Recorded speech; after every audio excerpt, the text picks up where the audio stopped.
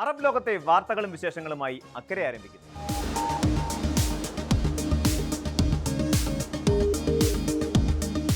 ചൊവ്വാഴ്ച യുഎയിലെ പ്രവാസികളുടെയും പൗരന്മാരുടെയും മൊബൈൽ ഫോണുകളിലേക്ക് വന്ന മുന്നറിയിപ്പ് സന്ദേശം ഒരു സാധാരണ അലാറം മാത്രമല്ലായിരുന്നു.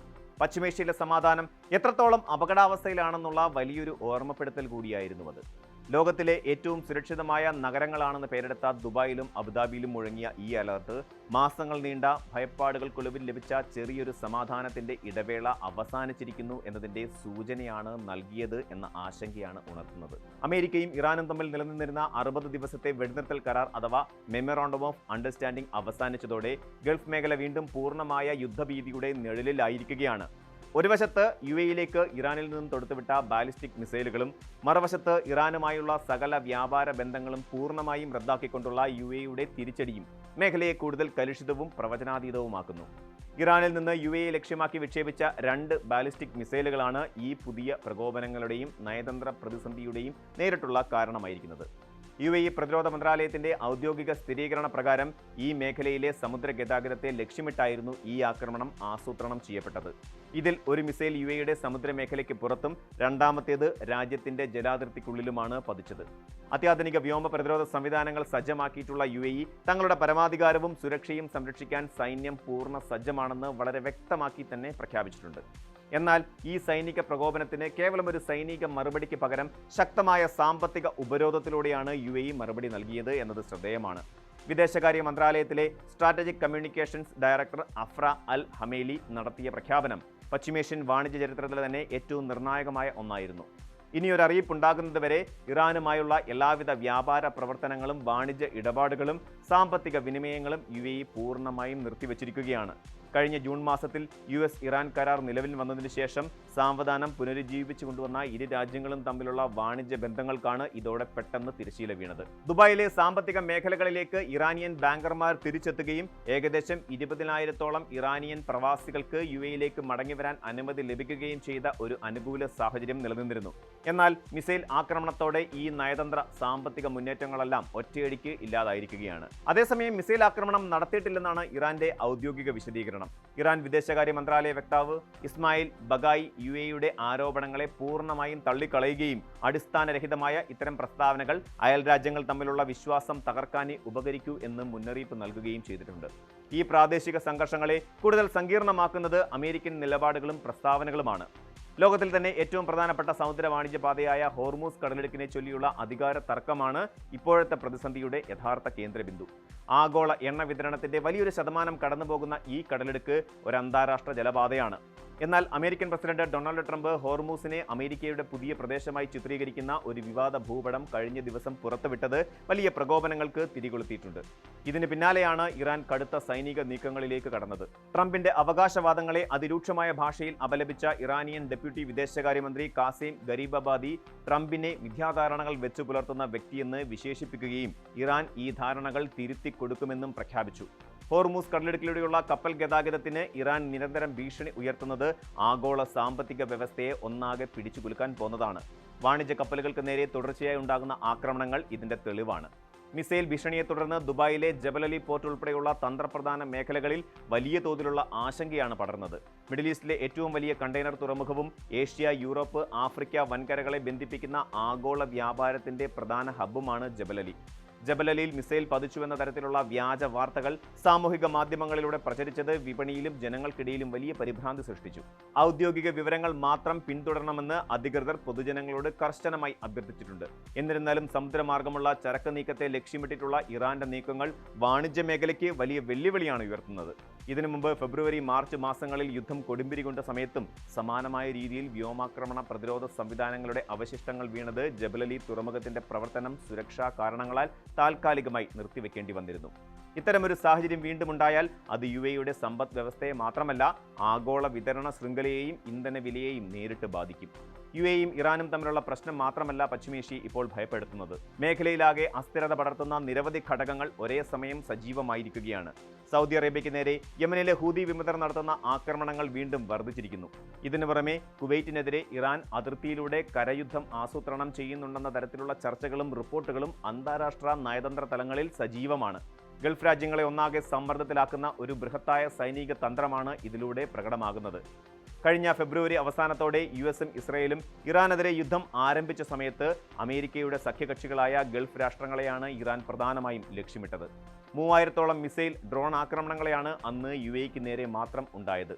ജൂണിലെ വെടിനിർത്തൽ കരാർ നൽകിയ ആശ്വാസം പൂർണ്ണമായും ഇല്ലാതാകുമ്പോൾ പഴയതിലും ഭയാനകമായ ഒരു സംഘർഷത്തിലേക്കാണോ പശ്ചിമേഷ്യൻ നീങ്ങുന്നത് എന്ന സംശയമാണ് ബാക്കിയാകുന്നത്. ഗൾഫിലെ ഈ യുദ്ധസമാനമായ സാഹചര്യം ഏറ്റവും കൂടുതൽ ബാധിക്കുന്നത് അവിടെ ഉപജീവനം കണ്ടെത്തുന്ന ലക്ഷക്കണക്കിന് വരുന്ന പ്രവാസികളെയാണ്, പ്രത്യേകിച്ച് മലയാളികളെ. ദീർഘകാലത്തെ പ്രയത്നം കൊണ്ട് കെട്ടിപ്പടുത്ത ജീവിതങ്ങളും വ്യവസായങ്ങളും ഒരു നിമിഷം കൊണ്ട് തകർന്നടിയുമോ എന്ന ഭയം ഓരോ പ്രവാസിയുടെയും ഉള്ളിലുണ്ട്. ചൊവ്വാഴ്ച മൊബൈൽ ഫോണുകളിൽ മുഴങ്ങിയ അടിയന്തര സന്ദേശം പലരിലും ഫെബ്രുവരിയിലെ യുദ്ധകാലത്തെ ഭയാനകമായ ഓർമ്മകളാണ് ഉണർത്തിയത്. സാമ്പത്തിക മേഖലയിലെ അസ്ഥിരത ബിസിനസ്സുകളെയും തൊഴിൽ മേഖലയെയും കാര്യമായി ബാധിച്ചേക്കാം. യുഎഇ ഇറാനുമായുള്ള സകല സാമ്പത്തിക ഇടപാടുകളും നിർത്തിവെച്ചത് ദുബായിലെ ബാങ്കിംഗ്, ട്രേഡിംഗ്, ലോജിസ്റ്റിക്സ് മേഖലകളിൽ ജോലി ചെയ്യുന്നവരെ വലിയ ആശങ്കയിലാക്കിയിട്ടുണ്ട്. നാട്ടിലെ കുടുംബങ്ങളുടെ സുരക്ഷയെക്കുറിച്ചുള്ള ആദിയും ഗൾഫിലെ തങ്ങളുടെ ജീവനും സ്വത്തിനും മേലുള്ള ഭീഷണിയും പ്രവാസികളെ വലിയ മാനസിക സമ്മർദ്ദത്തിലുമാക്കുന്നുണ്ട്. എങ്കിലും പ്രതിസന്ധികളെ അതിജീവിച്ച വലിയ ചരിത്രമുള്ള യുഎഇയുടെ ഭരണ നേതൃത്വത്തിലും ലോകത്തിലെ തന്നെ ഏറ്റവും മികച്ച സുരക്ഷാ പ്രതിരോധ സംവിധാനങ്ങളിലുള്ള ഉറച്ച വിശ്വാസവുമാണ് പ്രവാസികൾക്ക് ഈ പ്രതിസന്ധി ഘട്ടത്തിലും മുന്നോട്ട് പോകാനുള്ള ആശ്വാസം നൽകുന്നത്. പശ്ചിമേഷ്യ ഇപ്പോൾ നിൽക്കുന്നത് ചരിത്രത്തിലെ ഏറ്റവും നിർണായകവും അപകടകരവുമായ ഒരു വഴിത്തിരിവിലാണ്. അമേരിക്കയുടെ അതിരുവിട്ട അവകാശവാദങ്ങളും ഇറാന്റെ നിരന്തരമുള്ള പ്രകോപനങ്ങളും സമ്പൂർണ്ണ ഉപരോധത്തിലൂടെയുള്ള ഗൾഫ് രാജ്യങ്ങളുടെ പ്രതിരോധവും ചേരുമ്പോൾ രൂപപ്പെടുന്നത് അങ്ങേയറ്റം സ്ഫോടനാത്മകമായ ഒരു കാലാവസ്ഥയാണ്. കേവലം കുറച്ച് മിസൈലുകളുടെയോ സൈനിക ശക്തിയുടെയോ മാത്രം പ്രശ്നമല്ല ഇത്. ആഗോള സാമ്പത്തിക വ്യവസ്ഥയുടെയും എണ്ണ വിതരണ ശൃംഖലയുടെയും ലോക സമാധാനത്തിന്റെയും നിലനിൽപ്പ് കൂടിയാണ് ഇവിടെ ചോദ്യം ചെയ്യപ്പെടുന്നത്.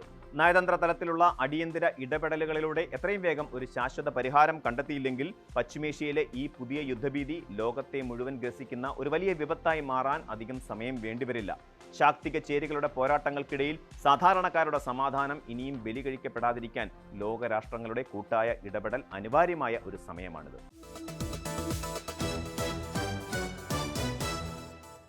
ഗൾഫ് നാടുകളിൽ പ്രവാസ ജീവിതം നയിക്കുന്ന ഒട്ടേറെ ആളുകൾ ഒഴിവു സമയങ്ങളിലോ അല്ലെങ്കിൽ അധിക വരുമാനം ലക്ഷ്യമിട്ടോ ചെയ്യുന്ന ഒന്നാണ് സ്വന്തം സ്വകാര്യ വാഹനങ്ങളിൽ ആളുകളെ യാത്രയാക്കുന്ന സർവീസുകൾ. പ്രവാസികൾക്കിടയിൽ സ്പെഷ്യൽ സർവീസ് അല്ലെങ്കിൽ ഫ്രീലാൻസ് റൈഡ് എന്ന് പൊതുവെ അറിയപ്പെടുന്ന ഈ രീതി ഒരു ചെറിയ സഹായമെന്ന നിലയിലോ അല്ലെങ്കിൽ എളുപ്പത്തിൽ പണമുണ്ടാക്കാനുള്ള വഴിയെന്ന നിലയിലോ ആണ് പലരും കാണുന്നത്. എന്നാൽ ആധുനിക നിയമനിർമ്മാണങ്ങളിലൂടെ ഗതാഗത മേഖലയെ പൂർണ്ണമായി ഡിജിറ്റലൈസ് ചെയ്യുകയും നിയന്ത്രിക്കുകയും ചെയ്യുന്ന സൗദി അറേബ്യയിൽ ഇത്തരം പ്രവർത്തനങ്ങൾ കടുത്ത കുറ്റകൃത്യമായി മാറിയിരിക്കുകയാണ്. ഒരു ചെറിയ ലാഭത്തിനു വേണ്ടി നടത്തുന്ന ഈ അനധികൃത ഡ്രൈവിംഗ് വർഷങ്ങളുടെ പ്രവാസ സമ്പാദ്യവും ജീവിതമാർഗവും തകർത്തെറിയുന്ന വലിയൊരു ദുരന്തത്തിലേക്ക് പ്രവാസികളെ തള്ളിയിടുന്നു എന്നതിൻ്റെ ഏറ്റവും പുതിയ ഉദാഹരണമാണ് റിയാദിൽ നിന്ന് പുറത്തു വന്ന വാർത്ത.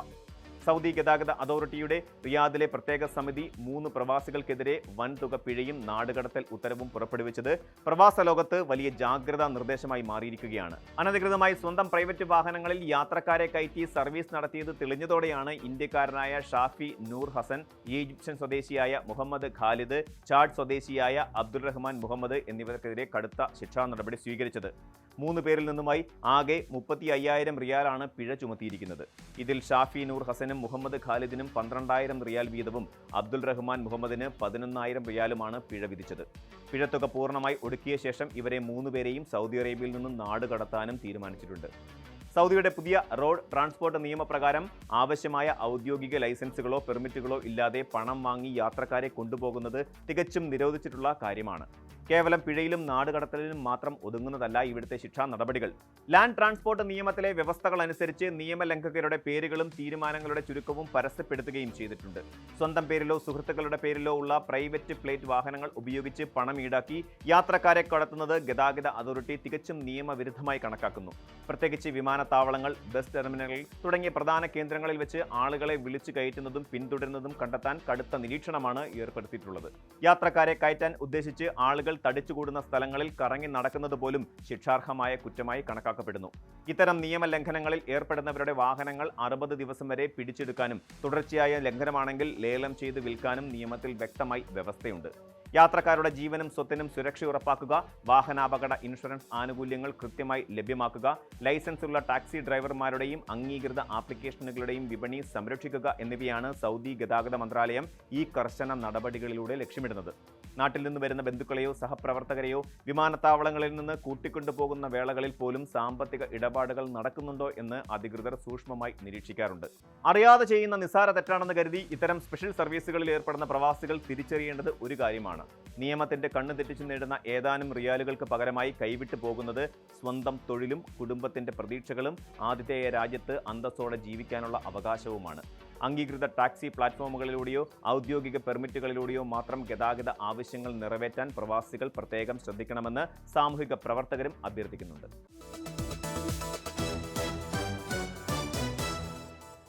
ഗൾഫ് നാടുകളിൽ മലയാളിയുടെ മനസ്സ് എപ്പോഴും തനിമയാർന്ന ഓർമ്മകളിലേക്ക് ചിറകടിച്ചുയർന്ന സമയമാണ് ഓണക്കാലം. പ്രവാസ ലോകത്തെ പ്രമുഖ മലയാളി കേന്ദ്രമായ UAE-യിൽ ഇത്തവണ ഓണാഘോഷത്തിന് തിളക്കമേറുന്നത് മറ്റൊരു പ്രത്യേകത കൊണ്ടുകൂടിയാണ്. സാധാരണയായി അത്തം മുതൽ തിരുവോണം വരെ 10 ദിവസത്തെ നക്ഷത്ര എണ്ണത്തിലൂടെ എത്തിച്ചേരുന്ന തിരുവോണം ഇത്തവണ അത്തം കഴിഞ്ഞ് 11ാം കലണ്ടർ ദിനത്തിലാണ് ആഘോഷിക്കപ്പെടുന്നത്. പരമ്പരാഗത ചടങ്ങുകളും പ്രവാസി സംസ്കാരവും സമന്വയിക്കുന്ന ഗൾഫിലെ ഓണാഘോഷം ഒരേ സമയം നാടിന്റെ ഓർമ്മ പുതുക്കലും പ്രവാസ ഭൂമിയോടുള്ള സ്നേഹപ്രകടനവുമായി മാറുകയാണ്. മലയാളം കലണ്ടർ അനുസരിച്ച് നക്ഷത്രാധിഷ്ഠിതമായാണ് വിശേഷ ദിവസങ്ങൾ നിശ്ചയിക്കുന്നത്. അത്തം നക്ഷത്രത്തിൽ തുടങ്ങി തിരുവോണം നക്ഷത്രത്തിൽ അവസാനിക്കുന്ന ഓണക്കാലത്ത് സാധാരണയായി 10 നക്ഷത്ര ദിനങ്ങളാണ് ഉണ്ടാകാറുള്ളത്. എന്നാൽ ഇത്തവണ വിശാഖം നക്ഷത്രം 2 കലണ്ടർ ദിവസങ്ങളിലായി, അതായത് ഓഗസ്റ്റ് 19, 20 ദിവസങ്ങളിലായി വ്യാപിച്ചു കിടക്കുന്നതാണ് ഈ വിചിത്രമായ മാറ്റത്തിന് കാരണം. ഓഗസ്റ്റ് 16-ന് അത്തം കുറിച്ചതോടെ തുടങ്ങിയ ഓണക്കാലം അതിനാൽ തന്നെ ഓഗസ്റ്റ് 26 ബുധനാഴ്ചയാണ് തിരുവോണത്തിലേക്ക് എത്തിച്ചേരുന്നത്. 2017-ലാണ് ഇതിനു മുമ്പ് ഇത്തരത്തിലൊരു നക്ഷത്ര പ്രതിഭാസം സംഭവിച്ചതെന്നും ശ്രദ്ധേയമാണ്. ഈ അധിക ദിനം പ്രവാസി മലയാളികൾക്ക് കുടുംബാംഗങ്ങളോടും കൂട്ടുകാരോടുമൊപ്പം ആഘോഷങ്ങൾ കൂടുതൽ വിപുലമാക്കാൻ മികച്ച അവസരമാണ് ഒരുക്കിയിട്ടുള്ളത്. ഓണക്കോടി എന്നത് ഏതൊരു മലയാളിയുടെയും ഹൃദയത്തോട് ചേർന്ന വികാരമാണ്. എന്നാൽ UAE-യിലെ മലയാളി സമൂഹത്തിന് ഇത്തവണത്തെ വസ്ത്രധാരണത്തിൽ വേറിട്ടൊരു ഭംഗിയുണ്ട്. പരമ്പരാഗത കസവ് വസ്ത്രങ്ങളായ സെറ്റ് സാരികളിലും മുണ്ടുകളിലും UAE-യുടെ പ്രതീകങ്ങളായ ബുർജ് ഖലീഫയുടെയും മ്യൂസിയം ഓഫ് ദി ഫ്യൂച്ചറിന്റെയും ചിത്രങ്ങൾ നെയ്തും പ്രിന്റ് ചെയ്തും ഒരുക്കുന്ന പുതിയ തരം ഡിസൈനുകൾ പ്രവാസികൾക്കിടയിൽ വൻ തരംഗമായി മാറിയിരിക്കുന്നു. തങ്ങളുടെ ജന്മനാടിനോടുള്ള വൈകാരിക ബന്ധം നിലനിർത്തുമ്പോൾ തന്നെ തങ്ങളെ ചേർത്ത് പിടിച്ച രണ്ടാം വീടായ UAE-യോടുള്ള ആദരവും സ്നേഹവും വസ്ത്രധാരണത്തിലൂടെ പ്രകടിപ്പിക്കാൻ കഴിഞ്ഞതിന്റെ സന്തോഷത്തിലാണ് പ്രവാസി യുവത്വം. പൂക്കളും ഓണക്കോടിയും പോലെ തന്നെ ഓണാഘോഷത്തിന്റെ ജീവനാഡിയാണ് വിപുലമായ ഓണസദ്യ. നാടൻ വിഭവങ്ങളുടെ തനത് രുചി ഒട്ടും ചോർന്നു പോകാതെ UAE-യിലെ ഓരോ മലയാളി വീട്ടിലും എത്തിക്കാൻ വ്യോമമാർഗമുള്ള വിപുലമായ സജ്ജീകരണങ്ങളാണ് ഇത്തവണ ഒരുക്കിയിട്ടുള്ളത്. വാഴയില, പച്ചക്കറികൾ, നാളികേരം എന്നിവയടക്കം 2500-ലധികം ടൺ അവശ്യ വസ്തുക്കളാണ് കേരളത്തിൽ നിന്ന് GCC വിപണികളിലേക്ക് ദിനം പ്രതി വിമാനമാർഗം എത്തിക്കുന്നത്. ലുലു ഗ്രൂപ്പ് ഉൾപ്പെടെയുള്ള വൻകിട വ്യാപാര സ്ഥാപനങ്ങൾ പ്രത്യേക ചാർട്ടേഡ് വിമാനങ്ങൾ വഴി കൊച്ചിയിൽ നിന്നും മറ്റ് എയർപോർട്ടുകളിൽ നിന്നും അബുദാബിയും ദുബായും അടക്കമുള്ള കേന്ദ്രങ്ങളിലേക്ക് ടൺ കണക്കിന് കാർഷിക ഉൽപ്പന്നങ്ങൾ നേരിട്ടെത്തിച്ചു വരികയാണ്. വീടുകളുടെയും പ്രാദേശിക കൂട്ടായ്മകളുടെയും ആഘോഷങ്ങൾക്ക് പുറമെ ദുബായിലെയും ഷാർജയിലെയും പ്രമുഖ ഷോപ്പിംഗ് മാളുകളും പൊതു ഇടങ്ങളും ഓണാഘോഷങ്ങളെ വൻതോതിൽ സംഘടിപ്പിക്കാറുണ്ട്. 10,000-കണക്കിന് ദിർഹം സമ്മാനത്തുക നൽകുന്ന പൂക്കള മത്സരങ്ങളും തിരുവാതിരകളി, മോഹിനിയാട്ടം, ചെണ്ടമേളം തുടങ്ങിയ പരമ്പരാഗത കലാരൂപങ്ങളും പ്രവാസി ജനവിഭാഗങ്ങളെ ഒന്നടങ്കം ആകർഷിക്കുന്നുണ്ട്. തിരുവോണ ദിനത്തിൽ മാത്രം തീരുന്നതല്ല പ്രവാസികളുടെ ഓണം. ഓഗസ്റ്റ് പകുതിയോടെ ആരംഭിക്കുന്ന ആഘോഷങ്ങൾ സെപ്റ്റംബർ മാസത്തിലെ വാരാന്ത്യങ്ങൾ വരെ അങ്ങനെ നീണ്ടു നിൽക്കും. മലയാള സിനിമയിലെ മെഗാസ്റ്റാർ മമ്മൂട്ടി, കുഞ്ചാക്കോ ബോബൻ തുടങ്ങിയ പ്രമുഖ താരങ്ങൾ പങ്കാളികളാകുന്ന വമ്പൻ സാംസ്കാരിക പരിപാടികളാണ് ഷാർജ എക്സ്പോ സെന്ററിലും മറ്റും വരും ദിവസങ്ങളിൽ അരങ്ങേറാനൊരുങ്ങുന്നത്.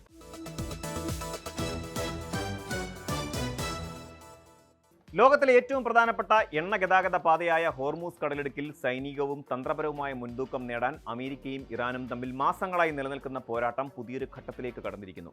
ജലപാതയുടെ പൂർണ്ണ നിയന്ത്രണം തങ്ങൾക്കാണെന്ന് ഇറാൻ അവകാശപ്പെടുന്നുണ്ടെങ്കിലും കപ്പൽ ഗതാഗത ഡേറ്റകൾ സൂചിപ്പിക്കുന്നത് US നാവികസേന അവിടെ ശക്തമായ മേൽക്കൈ സ്ഥാപിച്ചുവെന്നാണ്. തങ്ങളുടെ പരമാധികാരം ഉറപ്പിക്കാനും എണ്ണ നീക്കം തടസ്സപ്പെടുത്താനും ഇറാൻ ശ്രമിച്ചുവെങ്കിലും ജലപാതയിലൂടെയുള്ള കപ്പൽ ഗതാഗതം പൂർണ്ണമായി നിയന്ത്രിക്കാനുള്ള അവരുടെ ശേഷി കാര്യമായി ക്ഷയിച്ചിരിക്കുകയാണ്. പ്രമുഖ അന്താരാഷ്ട്ര ഷിപ്പിംഗ് നിരീക്ഷണ പ്ലാറ്റ്ഫോമായ കെപ്ലർ പുറത്തുവിട്ട സമുദ്ര ഗതാഗത വിവരങ്ങൾ അനുസരിച്ച് കഴിഞ്ഞ 2 ആഴ്ചക്കിടെ ഹോർമൂസ് കടലിടുക്കിലൂടെ സഞ്ചരിച്ച കപ്പലുകളിൽ 80%-ലധികവും ഒമാനി പാതയാണ് തിരഞ്ഞെടുത്തിരിക്കുന്നത്. ഐക്യരാഷ്ട്രസഭ അംഗീകരിച്ചതും ഇറാൻ ശക്തമായി എതിർക്കുന്നതുമായ അന്താരാഷ്ട്ര കപ്പൽ ചാലാണിത്. 1 മാസം മുൻപ് വരെ ഈ പാതയിലൂടെയുള്ള ഗതാഗതം വളരെ കുറവായിരുന്നുവെങ്കിൽ ഇപ്പോൾ ഇറാൻ മുന്നോട്ട് വയ്ക്കുന്ന നിബന്ധനകളും ഭീഷണികളും അവഗണിച്ച് ഭൂരിഭാഗം വാണിജ്യ കപ്പലുകളും ഒമാനി പാത വഴി സുരക്ഷിതമായി നീങ്ങുന്നു. US നാവികസേന നൽകുന്ന ശക്തമായ സാന്നിധ്യവും പ്രതിരോധ കവചവുമാണ് അന്താരാഷ്ട്ര കപ്പൽ കമ്പനികൾക്ക് ഇതിന് ധൈര്യം നൽകുന്നത്. കടലിടുക്കിലൂടെ കടന്നുപോകുന്ന എണ്ണക്കപ്പലുകളിൽ നിന്ന് നികുതിയോ ടോളോ പിരിക്കാനുള്ള ഇറാന്റെ ശ്രമങ്ങൾക്ക് ഈ മാറ്റം വലിയ തിരിച്ചടിയായി മാറിയിട്ടുണ്ട്. മുൻപ് ഇറാന്റെ തീരത്തോട് ചേർന്നുള്ള പാത ഉപയോഗിക്കുമ്പോൾ ഇത്തരം ഭീഷണികൾ നേരിട്ടിരുന്നുവെങ്കിൽ പുതിയ പാതയിലേക്ക് മാറിയതോടെ ടെഹ്റാന് ഈ പാതയിലുള്ള സ്വാധീനം നഷ്ടമായി. ഡ്രോൺ മിസൈൽ ആക്രമണ സാധ്യതകൾ പൂർണ്ണമായി ഒഴിവായിട്ടില്ലെങ്കിലും US സൈനിക നിരീക്ഷണവും അകമ്പടിയും വാണിജ്യ ടാങ്കറുകൾക്ക് വലിയ ആശ്വാസമാണ് നൽകുന്നത്. ഹോർമൂസ് കടലിടുക്കിലെ ഈ പുതിയ മാറ്റങ്ങൾ ഗൾഫ് മേഖലയിലെ പ്രധാന എണ്ണ ഉൽപ്പാദക രാജ്യങ്ങളായ Saudi Arabia, UAE, Kuwait, Qatar എന്നിവയ്ക്ക് ഏറെ നിർണായകമാണ്. ഇന്ത്യ അടക്കമുള്ള ഏഷ്യൻ വിപണികളിലേക്കുള്ള ഇന്ധന കയറ്റുമതി തടസ്സപ്പെടാതിരിക്കാൻ സൗദി അറേബ്യയും UAEയും കുവൈറ്റും ഭീമൻ എണ്ണക്കപ്പലുകൾ ഉപയോഗിച്ച് ഹോർമൂസിലൂടെ എണ്ണ സുരക്ഷിത മേഖലകളിലേക്ക് മാറ്റി കപ്പൽ മാറ്റിക്കയറ്റുന്ന രീതി സ്വീകരിക്കുന്നുണ്ട്. ഇറാന്റെ ആക്രമണ ഭീഷണി ഒഴിവാക്കാൻ പല കപ്പലുകളും തങ്ങളുടെ ട്രാക്കിംഗ് സംവിധാനങ്ങൾ താൽക്കാലികമായി ഓഫാക്കിയാണ് കടലെടുക്ക് മുറിച്ചു കടക്കുന്നത്. മറുവശത്ത് ഈ പ്രതിസന്ധിയിൽ നയതന്ത്രപരമായ മധ്യസ്ഥത വഹിക്കാൻ ഒമാൻ സജീവമായി രംഗത്തുണ്ട്. സ്വന്തം സമുദ്രാതിർത്തിയിലൂടെയുള്ള അന്താരാഷ്ട്ര ഗതാഗതം സുരക്ഷിതമാക്കുന്നതിനോടൊപ്പം ഇറാന്റെയും മറ്റ് ഗൾഫ് രാജ്യങ്ങളുടെയും ആശങ്കകൾ പരിഹരിച്ച് കപ്പൽപാത സാധാരണ നിലയിലാക്കാൻ ഒമാൻ ചർച്ചകൾ നടത്തിവരുന്നു. ആഗോള എണ്ണ വിപണിയുടെ സുസ്ഥിരതയ്ക്കും ഗൾഫ് രാജ്യങ്ങളുടെ സമ്പദ് വ്യവസ്ഥയ്ക്കും ഹോർമൂസിലെ ഗതാഗതം തടസ്സമില്ലാതെ തുടരേണ്ടത് അത്യാവശ്യമാണ്. കടലിടുക്ക് തങ്ങളുടെ പൂർണ്ണ നിയന്ത്രണത്തിലാണെന്നും ഇറാന്റെ ഭീഷണികൾ ഫലപ്രദമായി നേരിടുന്നുണ്ടെന്നും US പ്രസിഡന്റ് ഡൊണാൾഡ് ട്രംപ് വ്യക്തമാക്കുമ്പോൾ തങ്ങളുടെ വ്യവസ്ഥകൾ അംഗീകരിക്കും വരെ കപ്പൽ ഗതാഗതത്തിന് മേലുള്ള തങ്ങളുടെ സമ്മർദ്ദം തുടരുമെന്നാണ് Iranian parliament speaker Mohammad Bagher Ghalibaf വാദിക്കുന്നത്. എന്നിരുന്നാലും ഭീഷണികൾക്കിടയിലും ഒമാനി പാതയിലൂടെ എണ്ണക്കപ്പലുകൾ യഥേഷ്ടം കടന്നുപോകുന്നത് ഇറാന്റെ തന്ത്രപരമായ മേൽക്കൈ ഇല്ലാതാക്കുന്നുവെന്നാണ് വിദഗ്ധർ വിലയിരുത്തുന്നത്. ആഗോള ഊർജ്ജ സുരക്ഷ ഉറപ്പാക്കുന്നതിൽ US സാന്നിധ്യം താൽക്കാലിക ആശ്വാസം നൽകുന്നുണ്ടെങ്കിലും മേഖലയിൽ വീണ്ടും ഒരു വൻ പോരാട്ടം ഒഴിവാക്കാൻ നയതന്ത്രപരമായ അന്തിമ പരിഹാരം അനിവാര്യമാണ്.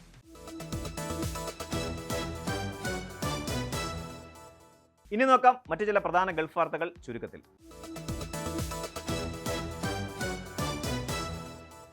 വിമാന ടിക്കറ്റ് ബുക്ക് ചെയ്ത ശേഷം നിരക്ക് കുറഞ്ഞാൽ ഇനി യാത്രക്കാർക്ക് പണം തിരികെ ലഭിക്കും. പ്രമുഖ ഓൺലൈൻ ട്രാവൽ പ്ലാറ്റ്ഫോമായ ഈസ് മൈ ട്രിപ്പാണ് റീസേവ് എന്ന പുതിയ സവിശേഷത അവതരിപ്പിച്ചിരിക്കുന്നത്.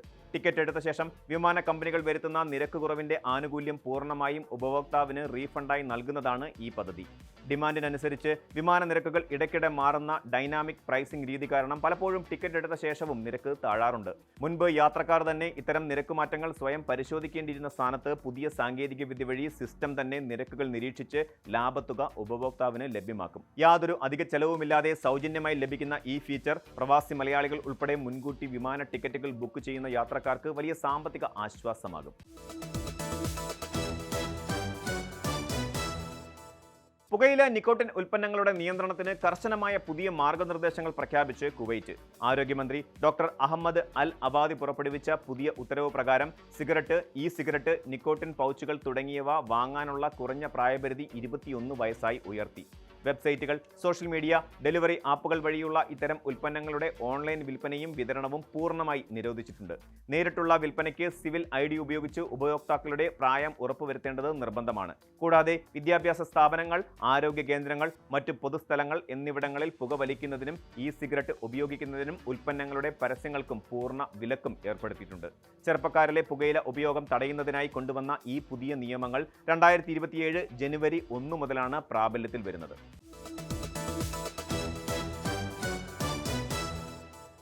ഗതാഗത പിഴ കുടിശ്ശിക വരുത്തിയ വാഹനങ്ങൾക്കെതിരെ ദുബായ് പോലീസ് നടപടി ശക്തമാക്കി. 6000 ദിർഹത്തിന് മുകളിൽ പിഴത്തുകയെത്തിയ 30 വാഹനങ്ങളാണ് പോലീസ് അടുത്തിടെ പിടിച്ചെടുത്തത്. ദുബായ് വാഹന നിയമത്തിലെ 2023 ഡിക്രി നമ്പർ 30 പ്രകാരം ഒരു വാഹനത്തിലെ ആകെ പിഴത്തുക 6000 ദിർഹം കവിഞ്ഞാൽ അത് പിടിച്ചെടുക്കാൻ പോലീസിന് പൂർണ്ണ അധികാരമുണ്ട്. റോഡുകളിലെ അത്യാധുനിക സ്മാർട്ട് ക്യാമറകളും ഓട്ടോമാറ്റിക് നമ്പർ പ്ലേറ്റ് റീഡറുകളും ഉപയോഗിച്ചാണ് ഇത്തരം വാഹനങ്ങൾ കണ്ടെത്തുന്നത്. കുടിശ്ശിക തുക വലിയ ഭാരമാകാതിരിക്കാൻ 3 മുതൽ 12 മാസം വരെയുള്ള പലിശരഹിത ഗഡുക്കളായി പിഴയടയ്ക്കാനുള്ള സൗകര്യവും പോലീസ് ലഭ്യമാക്കിയിട്ടുണ്ട്. വാഹനം കണ്ടുകെട്ടുന്നതും കൂടുതൽ നിയമ നടപടികളും ഒഴിവാക്കാൻ ഉടമകൾ കൃത്യസമയത്ത് കുടിശ്ശിക അടച്ചു തീർക്കണമെന്ന് അധികൃതർ മുന്നറിയിപ്പ് നൽകി. സൗദി അറേബ്യയിൽ ഉയർന്ന അപകട സാധ്യതയുള്ള വ്യവസായങ്ങൾക്കും സ്ഥാപനങ്ങൾക്കും പ്രവർത്തനാനുമതി ലഭിക്കുന്നതിനും ലൈസൻസ് പുതുക്കുന്നതിനും തേർഡ് പാർട്ടി ഇൻഷുറൻസ് നിർബന്ധമാക്കി. ജനറൽ ഡയറക്ടറേറ്റ് ഓഫ് സിവിൽ ഡിഫൻസും ഇൻഷുറൻസ് അതോറിറ്റിയും ചേർന്നാണ് പദ്ധതിയുടെ ആദ്യഘട്ടം നടപ്പിലാക്കുന്നത്. കെമിക്കൽ, എണ്ണ സംഭരണ കേന്ദ്രങ്ങൾ, അപകടകരമായ മെഡിക്കൽ മാലിന്യ ശേഖരണം, തടി മൊത്തവ്യാപാരം, വെയർഹൌസുകൾ, കാർ ടയർ സംഭരണശാലകൾ, പെയിന്റ് വ്യവസായ, ഡിറ്റർജന്റ് നിർമ്മാണ യൂണിറ്റുകൾ തുടങ്ങി 8 പ്രധാന മേഖലകൾക്കാണ് ആദ്യഘട്ടത്തിൽ ഈ നിയമം ബാധകമാകുന്നത്. അപകടങ്ങൾ മൂലമുണ്ടാകുന്ന സാമ്പത്തിക ബാധ്യതകൾ കുറയ്ക്കാനും മൂന്നാം കക്ഷിയുടെ ജീവനും സ്വത്തിനും സാമ്പത്തിക പരിരക്ഷ ഉറപ്പാക്കാനുമാണ് ഈ പരിഷ്കാരം. സൗദി വിഷൻ 2030 ഭാഗമായി രാജ്യത്ത് സുരക്ഷിതമായ നിക്ഷേപ അന്തരീക്ഷവും ബിസിനസ് സ്ഥിരതയും ഉറപ്പുവരുത്താൻ ലക്ഷ്യമിട്ടിട്ടുള്ള ഈ പദ്ധതി വരും ഘട്ടങ്ങളിൽ മറ്റ് ജനസാന്ദ്രതയേറിയ വാണിജ്യ വിനോദ മേഖലകളിലേക്കും വ്യാപിപ്പിക്കും.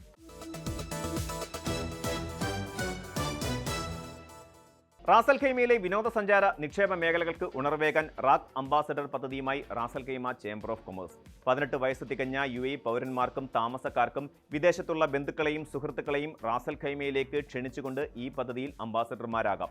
ഒക്ടോബർ 31 വരെ നീളുന്ന പ്രചാരണ കാലയളവിൽ ചേംബറിന്റെ ഔദ്യോഗിക വെബ്സൈറ്റ് വഴി മുൻകൂട്ടി രജിസ്റ്റർ ചെയ്യുന്ന സന്ദർശകർക്ക് കുറഞ്ഞ നിരക്കിൽ ഹോട്ടൽ താമസം, ഡെസേർട്ട് സഫാരി, പ്രമുഖ വിനോദ കേന്ദ്രങ്ങളിലെ ടിക്കറ്റ് ഇളവുകൾ, അൽമനാർ മാളിൽ പ്രത്യേക ഷോപ്പിംഗ് ഓഫറുകൾ എന്നിവ ലഭ്യമാകും. ടൂറിസ്റ്റ് വിസയിലോ വിസ ഓൺ അറൈവലിലോ UAEയിൽ എത്തുന്നതിന് മുൻപാണ് രജിസ്ട്രേഷൻ പൂർത്തിയാക്കേണ്ടത്. 2026 ആദ്യ പകുതിയിൽ മാത്രം 6.7 ലക്ഷത്തിലധികം വിനോദസഞ്ചാരികളെ സ്വീകരിച്ച് എക്കാലത്തെയും മികച്ച റെക്കോർഡ് കുറിച്ച റാസൽ ഖൈമ വിഷൻ 2030 ലക്ഷ്യങ്ങളുടെ ഭാഗമായാണ് തദ്ദേശവാസികളുടെ പങ്കാളിത്തത്തോടെ ഈ പുതിയ പദ്ധതി നടപ്പിലാക്കുന്നത്.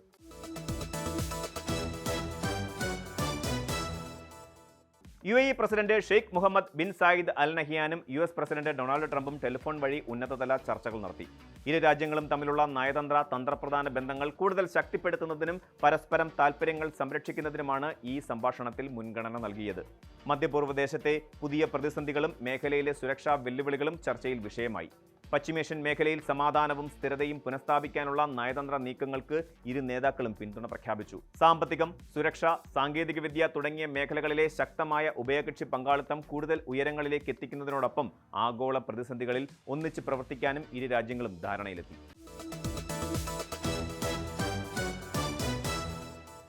ടെലിഫോൺ തട്ടിപ്പുകളും അനാവശ്യ പ്രൊമോഷണൽ കോളുകളും തടയാൻ കർശന നിയമങ്ങളുമായി ഒമാൻ ടെലികമ്മ്യൂണിക്കേഷൻസ് റെഗുലേറ്ററി അതോറിറ്റി. വ്യക്തിഗത പേരുകളിലുള്ള സിം കാർഡുകൾ ബിസിനസ് ആവശ്യങ്ങൾക്കോ മാർക്കറ്റിംഗ് കോളുകൾക്കോ ഉപയോഗിച്ചാൽ സേവനങ്ങൾ ഉടനടി നിർത്തിവെക്കും. പ്രൊമോഷണൽ കോളുകൾക്കും സന്ദേശങ്ങൾക്കും രാവിലെ 8 മുതൽ രാത്രി 9 വരെ മാത്രമായിരിക്കും അനുമതി. സ്ഥാപനങ്ങളുടെ ഔദ്യോഗിക പേര് കോളർ ഐഡിയിൽ കാണിക്കണമെന്നും മാർക്കറ്റിംഗ് SMS-കളുടെ തുടക്കത്തിൽ AD എന്ന് രേഖപ്പെടുത്തണമെന്നും നിബന്ധനയുണ്ട്. അനാവശ്യ കോളുകൾ ഉപഭോക്താക്കൾക്ക് സ്വയം ബ്ലോക്ക് ചെയ്യാനും പരാതിപ്പെടാനുമുള്ള സാങ്കേതിക സൗകര്യങ്ങൾ ടെലികോം കമ്പനികൾ നിർബന്ധമായും ഒരുക്കണം. ചട്ടലംഘകർക്ക് 30,000 ഒമാനി റിയാൽ, ഏകദേശം 65 ലക്ഷത്തിലധികം ഇന്ത്യൻ രൂപ വരെ പിഴ ഈടാക്കും. പുതിയ മാനദണ്ഡങ്ങൾ പൂർണ്ണമായും നടപ്പിലാക്കാൻ കമ്പനികൾക്ക് 6 മാസത്തെ സാവകാശമാണ് അനുവദിച്ചിരിക്കുന്നത്.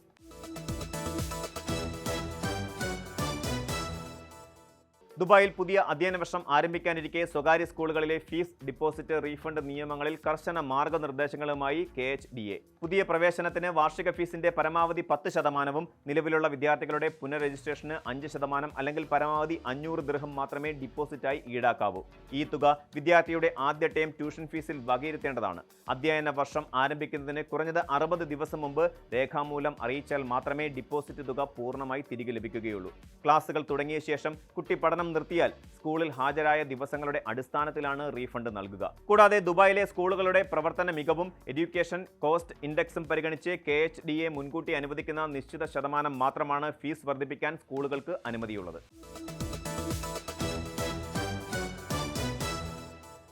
അറബ് ലോകത്തെ വാർത്തകൾ അവസാനിക്കുന്നില്ല. കൂടുതൽ മികച്ച കാഴ്ചകളും വിശേഷങ്ങളുമായി അക്കരയിലൂടെ നമുക്ക് വീണ്ടും കാണാം. അതുവരെ thank you and good night.